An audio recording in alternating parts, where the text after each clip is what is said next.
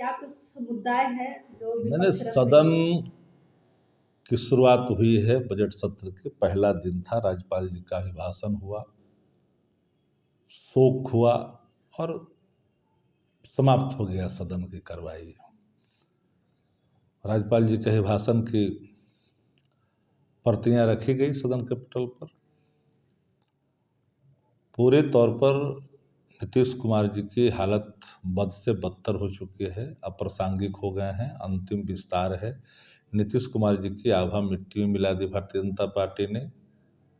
अब हर व्यक्ति को इस बात का आभास है कि नीतीश कुमार बीते दिन की कहानी हो गए।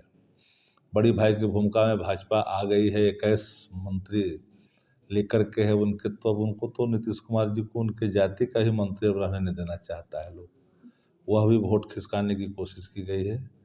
तो पूरे तौर पर हालात बदतर है। अब परिवार के लोगों को भी ये कहना पड़ता है कि भाजपा और जदयू के लोग माननीय नीतीश जी को मुख्यमंत्री घोषित करे। सवाल यह है कि जदयू में दो फाड़ है।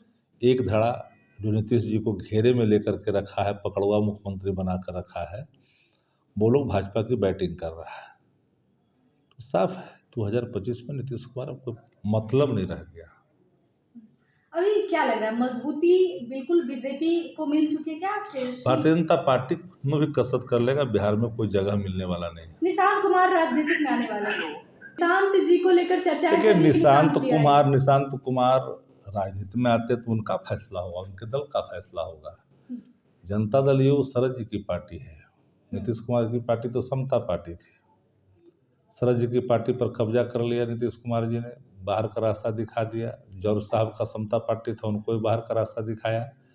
अब अंतिम में ये है, हालात बद से बदतर है। जदयू तो पूरी तरह से कार्यकारी अध्यक्ष के हाथ में, भाजपा के हाथ में है। अब इनके हाथ में क्या है? ये तो अब कठपुतली हो गए, जितना चाबी भाजपा भरती है उतना ही बोलते हैं। अब इनके पास तो कुछ बचा ही नहीं है, न बिहार का विजन है, न बिहार का कोई और मॉडल है इनके थी में, एजेंडे में।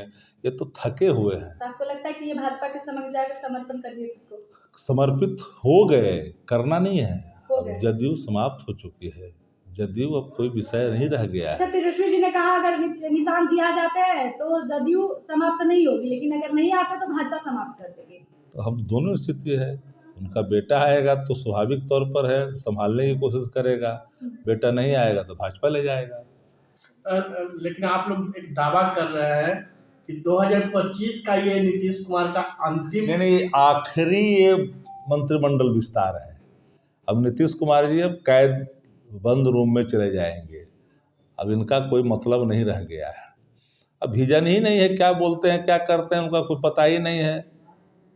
5 के पहले ना आदमी था, न मानुष था, न महिलाएं थी, न पुरुष था, न कपड़ा था, न लत्ता था, सब सुन ही चुके हैं सब लोग।